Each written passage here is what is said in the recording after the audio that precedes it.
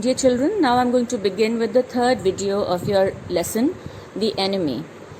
So, in the previous video, we were at the part where Sadao is working on the prisoner of war, the white man, and as he is doing what he has to do with the wound, the instrument that he has in his hand strikes against something hard and which is dangerously near the kidney. All thought left him. So whatever that Hannah was saying and whatever that he was thinking, he completely forgot about all of that. He felt only the purest pleasure. Why was it the purest pleasure? Because now he had reached the part where the problem lay. He is obviously reached the bullet. He probed with his fingers delicately, familiar with every atom of this human body. Of this human body means that he knows the human body very well because he is a surgeon. His old American professor of anatomy had seen to that knowledge. Had seen to that knowledge means that that professor had ensured that Professor Sadao Hoki becomes knowledgeable about the human body. Ignorance of the human body is the surgeon's cardinal sin. Cardinal, the biggest, the most serious sin, sirs. He had thundered at his classes every year after year. To operate without as complete knowledge of the body as if you had made it, anything less than that is murder. So he was told by his professor that the knowledge of the body was most important, because if you did not know about the human body, then if you perform an operation on it, then it would be like murder for that particular person that was being operated on. It is not quite at the kidney, my friend, Sadao murmured. It was his bit to murmur. It was his habit to murmur to the patient when he forgot himself in an operation. My friend, he always called his patients, and so now he did, forgetting that this was his enemy. So he was in the habit of calling all his patients as my friend, and right now this fellow lying in front of him is nothing but a patient for him. So he has completely forgotten that this is an enemy that he is working on. Then quickly, with the cleanest and most precise of incisions, incision is a cut and delving deep. With a cut, with the cleanest, in the most precise manner, in the most cleanest manner, he took the bullet out. The bullet was out. The man quivered, but he was still unconscious. As the bullet was pulled out, the man shivered. Quivered? He gave a shiver, but he was still unconscious. Nevertheless, he muttered a few English words. Guts, he muttered, choking. They got my guts. So this means that he felt the pain of the bullet coming out. And in his unconscious state, he also muttered that yes, they had got his guts. Sadao, Hannah said sharply. Hush, Sadao said. The man sank again into silence, so profound that Sadao took up his wrist, hating the touch of it. Yes, there was still a pulse, so faint, so feeble, but enough if he wanted the man to live, to give hope. So this means that the pulse was there, even though it was very faint, but it was enough to let Sadao know that the man was alive. But certainly I do not want this man to live, he thought. Now he checked the pulse to see whether the man was alive, but then he's thinking that I don't want him to be alive. No more anesthetics, he told Hannah. He turned as swiftly as though he had never paused, and from his medicines he chose a small vial, and from it filled a hypodermic and thrust it into the patient's left arm. So he gave him an injection. Vial is a small bottle. Then putting down the needle, he took the man's wrist again. The pulse under his fingers fluttered once or twice and then grew stronger. So whatever injection that he gave was to make his pulse become stronger. This man will live in spite of all, he said to Hannah and sighed. In spite of all means in spite of all the pain and the terrible state and the bullet shot and the wound being reopened. In spite of all that he had suffered, this man is going to live. The young man woke, so weak, his blue eyes so terrified, when he perceived where he was that Hannah felt compelled to apologize. So he was operated on, and then later on, when the young man woke up, he was so weak and so feeble, and he looked so terrified that Hannah felt bad for him. So the man looked so terrified that Hannah felt compelled to apologize, pushed to apologize, say sorry. She herself served him, for none of the servants would enter the room. So she felt bad for him, and she said that she was sorry that he was in this state, and then she only took care of him because none of the servants were ready to serve him. When she came in the first time, she saw him summon his small strength to be prepared for some fearful thing. Why prepared for some fearful thing? Because he was in Japan, he knew that. He knew that he had run away, he knew that he had been shot at. So he did not expect something warm from Japanese. So when she entered the room, Hannah saw him summon, means gather. His small strength means he was very weak. This means that he was in a very weak state, and whatever little strength that he had,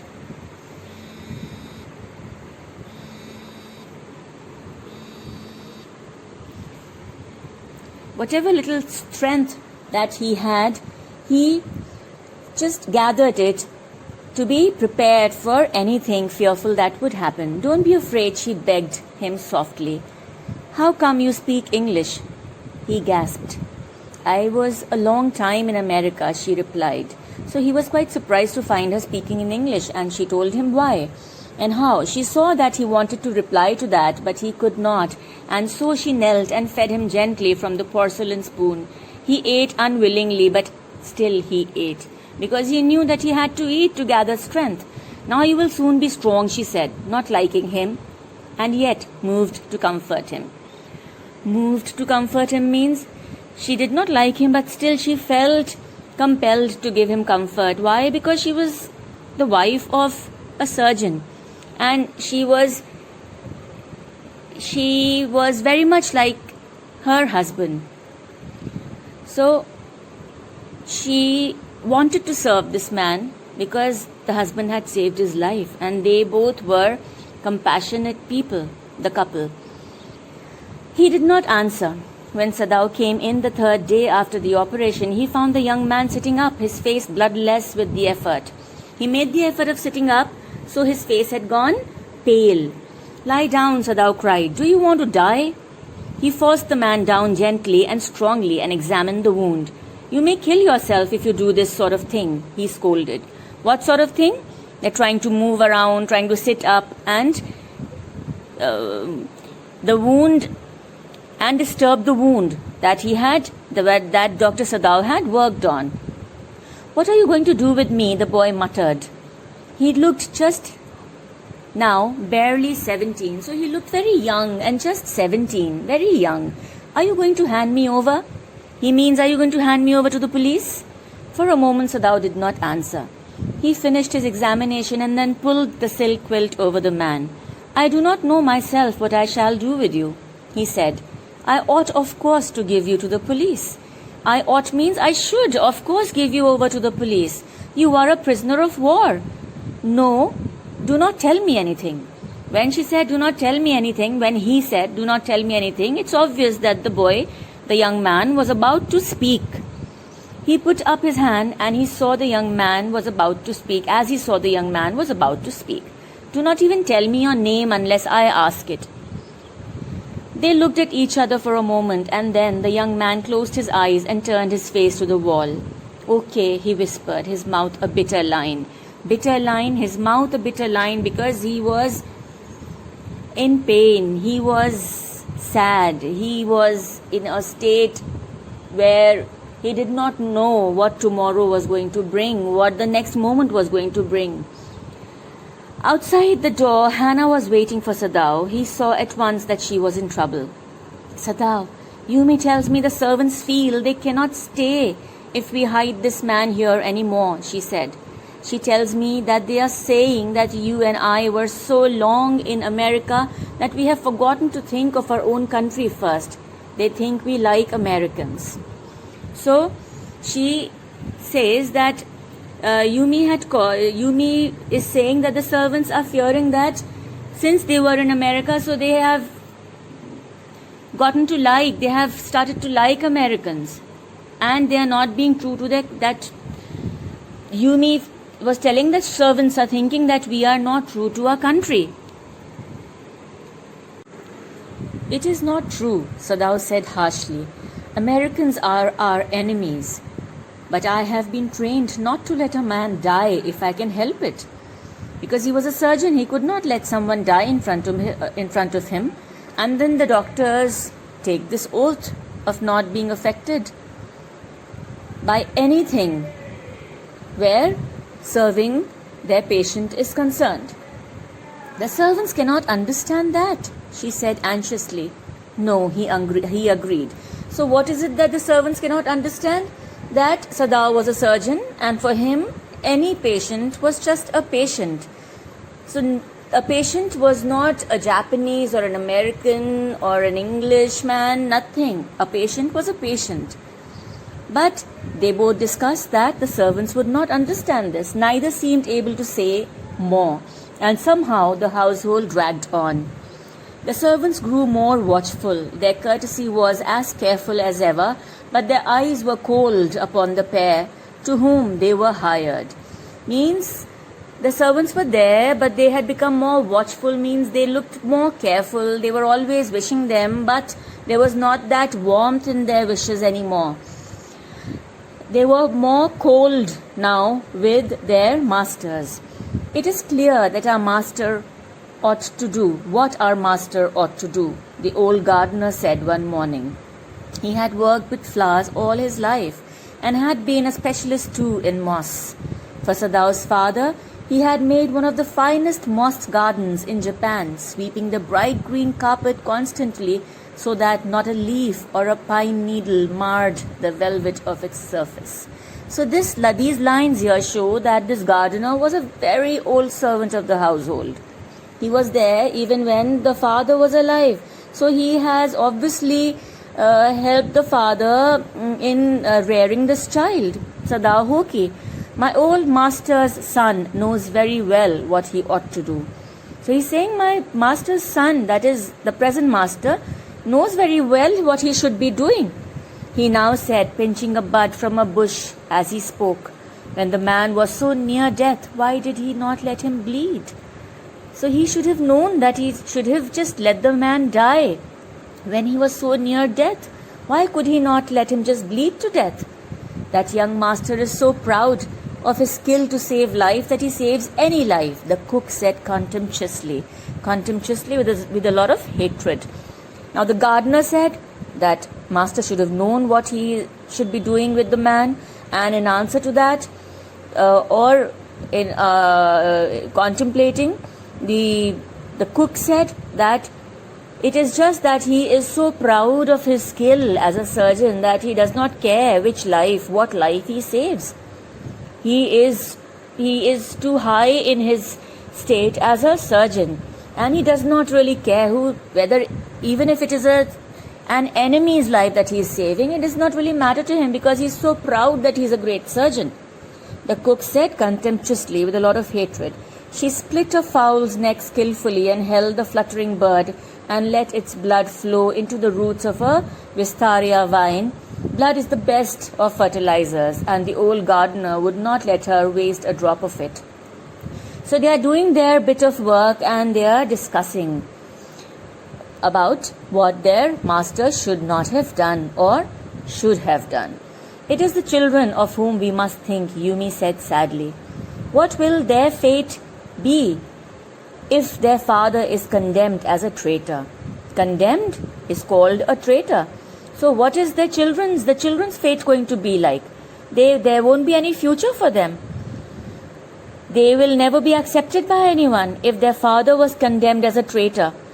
They did not try to hide what they said from the ears of Hannah as she stood arranging the day's flowers in the veranda nearby, and she knew they spoke on purpose that she might hear. So whatever that they were discussing, they would discuss it very loudly and clearly and not at all scared that Hannah would listen. In fact, they would be clear, so clear that they made it They made sure that Hannah could hear them. That they were right, she knew too in most of her being. Most of her being means inside her, inside she knew that they were absolutely right in whatever they said. But there was another part of her which she herself could not understand. It was not sentimental liking of the prisoner. She had come to think of him as a prisoner. She had not liked him even yesterday when he had said in his impulsive way, "Anyway, let me tell you that my name is Tom." So she says that for her, it is just that he's a prisoner and she's not sentimental about him. She does not like him. That fellow is just a prisoner for her.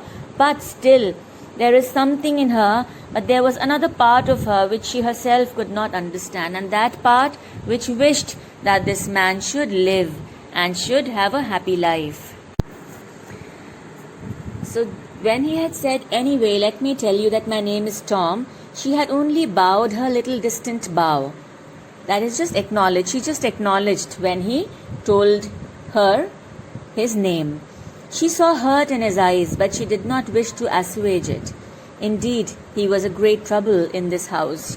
So she could see that he seemed hurt when she did not start a conversation, and she did not really want to make him feel better also, because he was after all a threat in the household. So they were all indeed in great trouble that he was there in the house. As for Sadao, every day he examined the wound carefully. The last stitches had been pulled out this morning, and the young man would, in a fortnight, be nearly as well as ever. Sadao went back to his office and carefully typed a letter to the chief of police reporting the whole matter. On the 21st day of February, an escaped prisoner was washed up on the shore in front of my house. So far he typed, and then he opened a secret drawer of his desk and put the unfinished report into it. So he was in two minds. He started to write a letter to the officer that telling about what had happened, but then he did not finish it and he just kept it in a secret drawer. Why did he keep it in a secret drawer? Because he did not want anyone to come across it. He did not want anyone to find it, and he did not want to leave any evidence against him. On the 7th day after that, two things happened. In the morning, the servants left altogether, their belongings tied in large square cotton kerchiefs. When Hannah got up in the morning, nothing was done, the house not cleaned and the food not prepared, and she knew what it meant. She was dismayed and even terrified, but her pride as a mistress would not allow her to show it. Instead, she inclined her head gracefully when they appeared before her in the kitchen, and she paid them off and thanked them for all that they had done for her. They were crying, but she did not cry. The cook and the gardener had served Sadao since he was a little boy in his father's house, and Yumi cried because of the children. She was so grieving that after she had gone, she ran back to Hannah. "If the baby misses me too much tonight, send for me. I'm going to my own house, and you know where it is." "Thank you," Hannah said, smiling. But she told herself she would not send for Yumi, however the baby cried. Now, on the 7th day, which 7th day? From the day this fellow had come, on the 7th day, two things happened in the household. Two things happened on the 7th day. The first thing was that all the servants, they left. They did not do anything, no chore was done, everything was left undone, and she, Hannah, did not even question them, did not even tell them to stop. She kept her head held high, and she just let them go. And when Yumi told her that Hannah could call her if the baby missed her too much, she decided that even if the baby cried, she would not call because they were leaving. And she did not even ask them to stop because she knew that they felt their lives threatened. That is why they were leaving. And they were also holding them responsible of doing something that was incorrect. So she did not really want to lower her dignity, and she did not explain anything to them. She did not request them to stay. She just held her head high in dignity. She made the breakfast and Sadao helped with the children. Neither of them spoke of the servants beyond the fact that they were gone. But after Hannah had taken morning food to the prisoner, she came back to Sadao. "Why is it we cannot see clearly what we ought to do?" she asked him. "Even the servants see more clearly than we do. Why are we different from other Japanese?" Sadao did not answer, but a little later he went into the room where the prisoner was and said brusquely means crisply and seriously, "Today you may get up on your feet." So when the servants left and Hannah had taken the food to the prisoner, she came back and asked Sadao that why could they not be clear about what they had to do. And she said even the servants were more clear in what they were supposed to do. And so when Sadao saw that Hannah seemed upset, he went and asked the prisoner to get up on his feet. So in other words, he was trying to make the prisoner get up and move about. "I want you to stay up only 5 minutes at a time. Tomorrow you may try it twice as long. It would be well that you get back your strength as quickly as possible."